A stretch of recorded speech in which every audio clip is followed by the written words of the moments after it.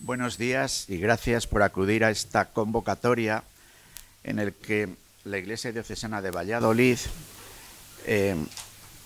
da cuenta, con motivo precisamente de la jornada de la Iglesia Diocesana, de sus actividades, pero sobre todo de la dimensión económica de sus actividades.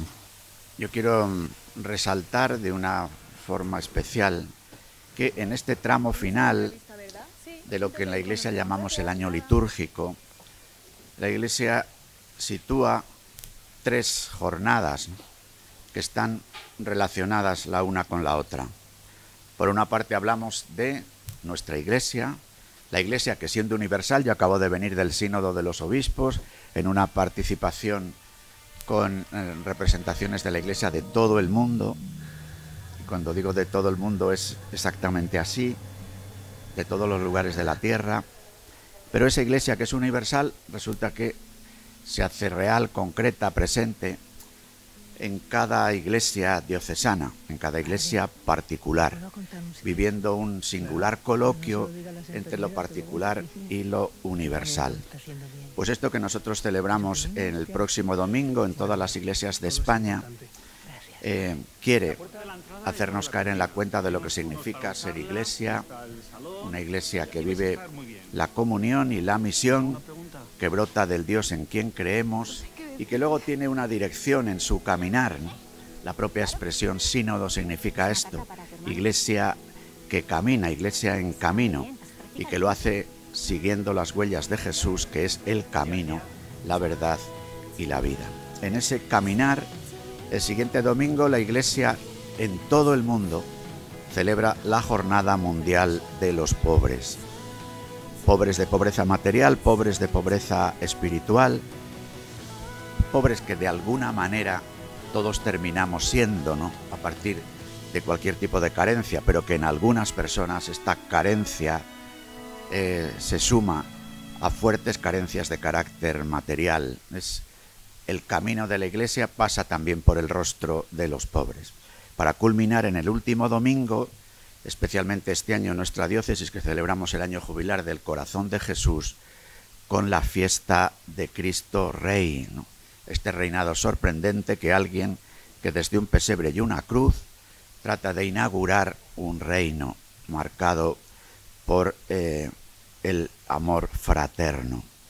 Entonces, desde ahí nosotros tenemos este año un lema un poco sorprendente, esto de orgullosos de nuestra fe, puesto que digamos que la Iglesia, siguiendo a Jesús, anuncia, predica, invita a vivir un camino de humildad, y podríamos decir humildad, orgullosos, pero entendamos lo que nosotros queremos, que estamos queriendo decir con esto, ¿no?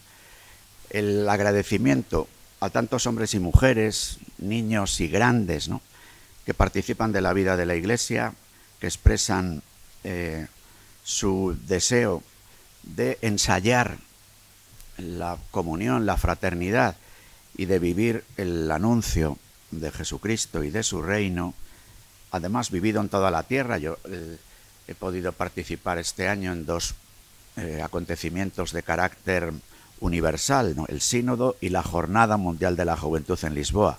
Pero también he visitado recientemente todos los pueblos de la zona del Duero, del entorno de Peñafiel, 50 pueblos, de los cuales 32 son de menos de 200 habitantes. Entonces también la realidad pequeña, la realidad de pequeñas comunidades que a veces en sus propias colectas es difícil con ese dinero pagar la luz o sostener el templo o que se pueda retejar el templo, pero me ha emocionado una vez más cómo las personas de estos pueblos, que algunos participan en la Eucaristía del domingo habitualmente y otros no, pero valoran con especial fuerza el significado de que en su pueblo haya un templo, de que el templo se abra, de que el templo pueda enseñarse por lo que tiene de valor artístico, pero que también el templo se abra para celebrar alegrías y penas de la gente, que el templo se abra para celebrar un nacimiento, a veces en nuestros pequeños pueblos para celebrar bautismos se abre pocas veces, o que se abra para celebrar funerales, que se abre muchas veces, no solo por los que mueren en los pueblos, sino por la gente que muriendo en la ciudad va a despedir a su ser querido, a su pueblo natal.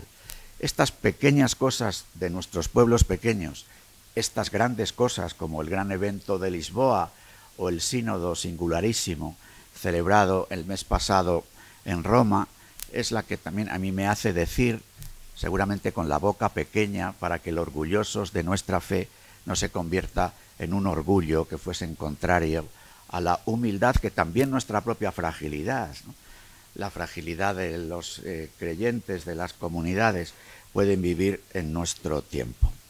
Bien, después de esta introducción general, me acompañan en la mesa quien es el ecónomo diocesano, José María Conde, que presentará más el resultado del, José María Conde a este lado, de las cuentas, y don José Andrés Cabrerizo, deán de la Catedral, que va a hablar de uno de los proyectos que tenemos ahora entre manos, que tiene que ver con nuestra catedral, con la posibilidad de una intervención importante en la catedral, a la hora de que la catedral, siendo lo que es, la sede del obispo, la iglesia madre de la diócesis, pero a lo largo de la historia las catedrales tienen un significado cultural, artístico, histórico, que nosotros también queremos subrayar, y en la medida de lo posible, también en la medida de las posibilidades económicas nuestras y con la colaboración de administraciones públicas, pues tenemos un proyecto que queremos poner en marcha para la rehabilitación, reforma, transformación de algunos lugares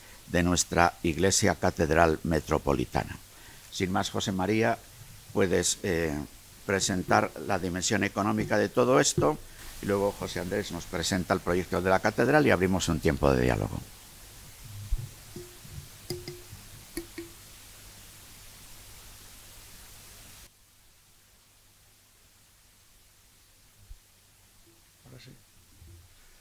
Bien, la dimensión económica, como ahora mismo decía don Luis, la tenéis plasmada de toda la diócesis en la revista Nuestra Iglesia.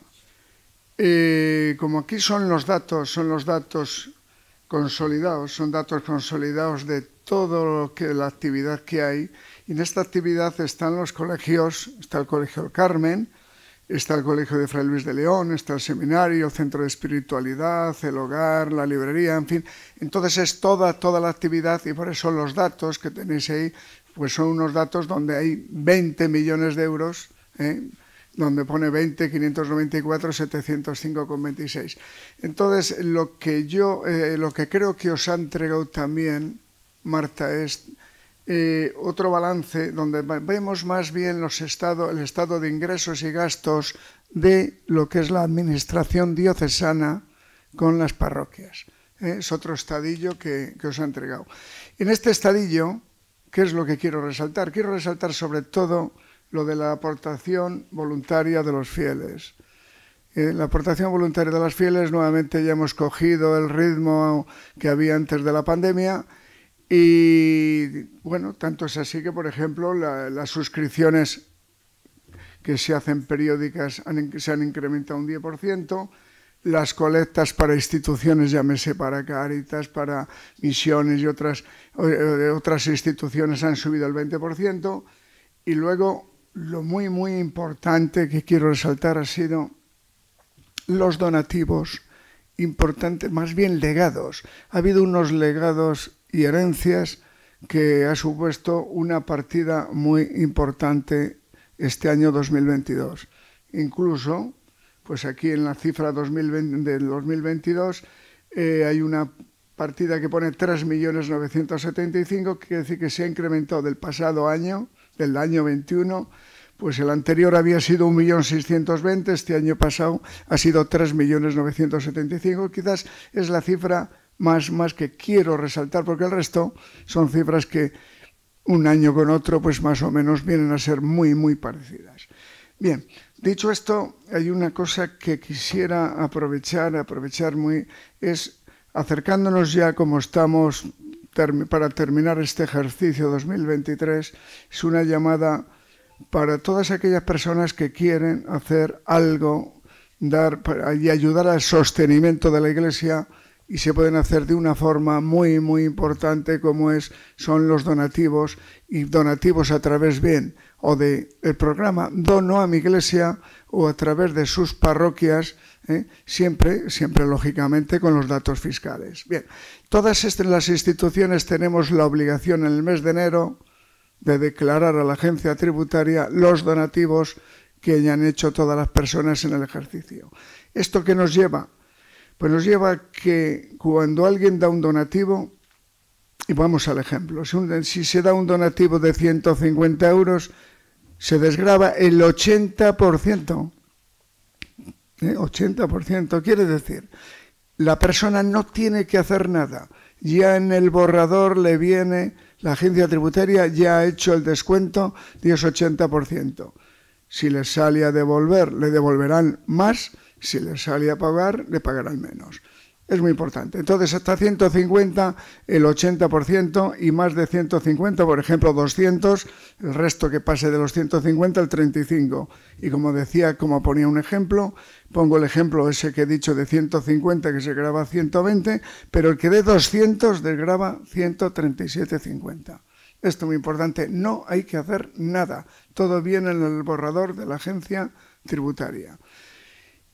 Y bueno, ¿qué es lo que hacemos con esto? Ayudar a este sostenimiento de la Iglesia, y a quien no le gusta, y con esa ayuda decir, pues mira, he ayudado con mi dinerito a que la iglesia de mi pueblo, la ermita de mi pueblo, pues esas goteras, esas humedades que había ya no las tiene, esa cubierta que tenía goteras ya no las tiene, pues todo eso hemos ayudado, y yo creo que es muy, muy importante. Por eso, como se está terminando el ejercicio, me gustaría que ustedes resalten esto cuando se comente, porque muchas veces me lo comentan por la calle, y no hay muchas veces claridad total. No hay que hacer nada absolutamente en los donativos.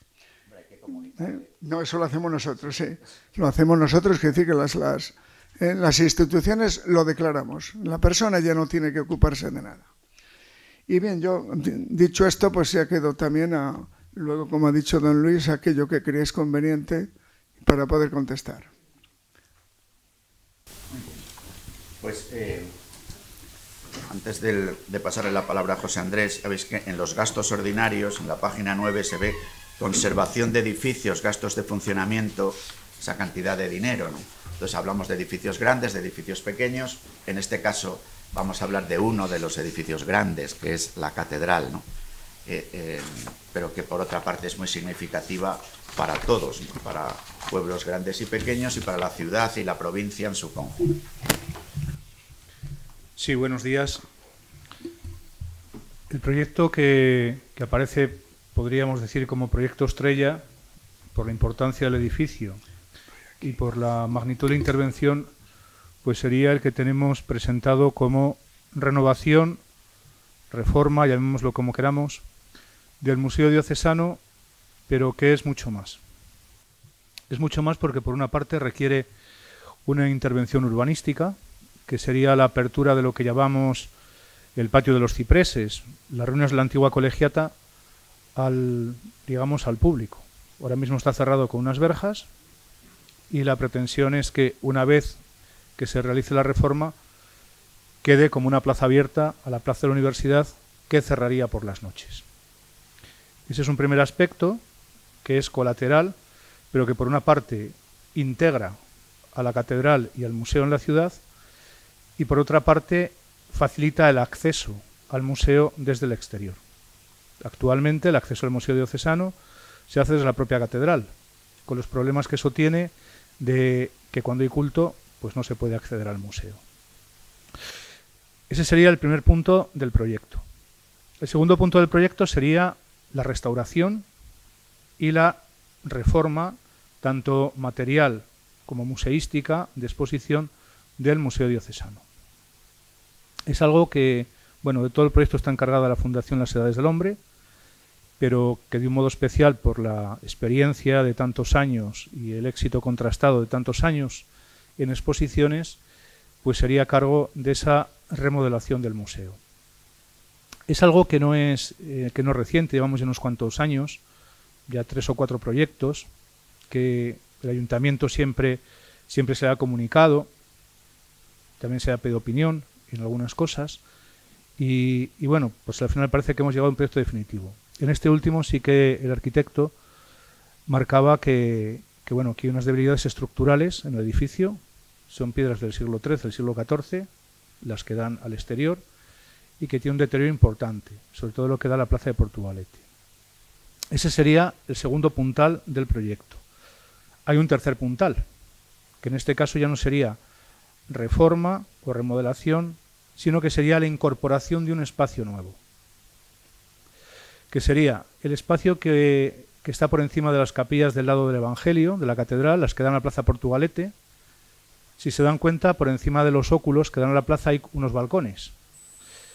Ahí estuvo en tiempos el antiguo archivo diocesano, que ahora se encuentra justo al otro lado. Se trataría de ubicar ahí, son unos 400 metros, que están completamente desaprovechados ahora mismo. Ubicar ahí, podríamos decir, una biblioteca histórica de la diócesis. Una biblioteca histórica de la diócesis, que abarcaría tanto la biblioteca histórica del seminario, es la segunda o tercera biblioteca histórica de la provincia, también la biblioteca capitular, la biblioteca de la catedral, que es el traslado a la otra parte del archivo diocesano, ahora mismo está almacenada y sin capacidad de disponibilidad, y abierto a posibles incorporaciones, bien fuese como donaciones o fuese como depósitos, de bibliotecas o archivos que desapareciesen. Un ejemplo, el de algún convento. Podría quedar depositado allí. Es un proyecto amplio, es un proyecto grande y sí que además se trataría fundamentalmente para investigadores, pero con la posibilidad de que fuese también visitable. Visitable con un sentido también de valoración de lo que es el edificio de la catedral, porque hay una vista de la catedral que solo es posible desde ahí, la que se hace desde las tribunas por encima de las capillas y que dan a las naves. Entonces tienes una visión de la catedral no a ras de suelo, sino como a 15 metros de altura. Cambia mucho la visión de la catedral, desde esa altura, por las dimensiones que tiene el edificio, que muchas veces nos pasan desapercibidas. Hay un cuarto elemento, que es mucho menor, pero que puede tener su importancia de cara a la ciudad, que es la liberación del pórtico que da a la Plaza Universidad. Actualmente, según se entra por la Plaza Universidad, es un pasillo hasta que se llega a la nave, pero en realidad ahí hay un brazo del crucero de la catedral. Liberar de esos almacenes que ahora mismo ocupan ese lugar y dejarlo diáfano posibilitaría en buena medida un mejor desarrollo de algunas de las procesiones de Semana Santa, haciendo que no entrasen y saliesen, dependiendo del tamaño de los pasos, claro, por la puerta principal, sino que hubiese una puerta de entrada y una puerta de salida. Esos serían digamos, como los 4 puntos fundamentales. Es un proyecto grande.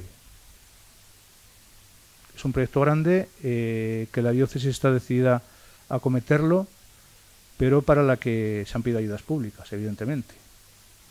Sí que hay un consenso con la Consejería de Cultura de la Junta de Castilla y León, hay un consenso con el Ayuntamiento, les parece bien el proyecto, y sí que ha habido una petición del 2% cultural al Ministerio de Fomento, en la convocatoria que ha salido este año. Dependiendo de cómo salga esa respuesta con fondos públicos, se tardará más o menos en hacer. Pero la diócesis sí que está decidida a emprender este viaje, podríamos decir. Y que sea como un primer paso. La catedral parece que no, pero se han hecho muchas cosas. Por fuera está bien. Las fachadas están limpias, los tejados son nuevos, pero requiere otras cosas. De cara a un futuro habrá que acometer el suelo, si nos permiten las leyes de patrimonio, la iluminación, la limpieza de la piedra interior. Pero bueno, este sería como un primer paso que abriría pues el poder seguir adelante con otra serie de intervenciones. Muchas gracias. Pues abrimos ahora un turno de preguntas. Dentro de los ingresos de los donativos, por seguir, compañero, con lo de la catedral, ¿qué presupuesto tendría eso? Pues es un presupuesto amplio. Ya, pero No, bueno, eso es un presupuesto que todavía estamos hablando de los proyectos generales, no proyectos de ejecución, pero es un proyecto en los que pueden estar 2 millones de euros. Lo digo en cifras redondas. Sí, para hacernos una idea. Sí. Vale, nada, yo quería comentar que dentro de esos ingresos que comentaban antes, de los legados, de las herencias, ¿qué respuesta dan a qué achacan ese gran aumento, más de un 50% del año 2022 a 2021, el tema de herencia? ¿A qué se achaca? Bueno, puede coincidir. Que una persona en su testamento a lo mejor le ha hecho hace 10 años.